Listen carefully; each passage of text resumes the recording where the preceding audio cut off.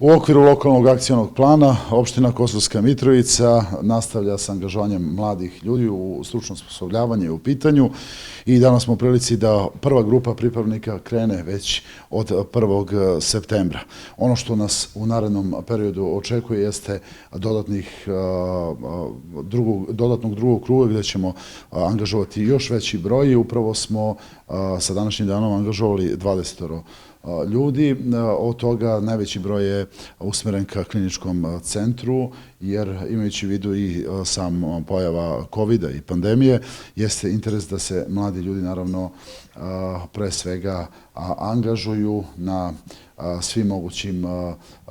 stranama i pre svega kad je u pitanju i zdravstveni sistem, ali svakako i javna preduzeća, ustanova kulture i sama opština. Ovo je jedna idealna prilika za naravno ostvarivanje njihovog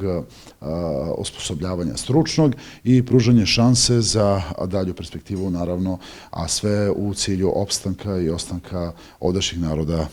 kad je u pitanju Kosovska Mitrovica. Naravno,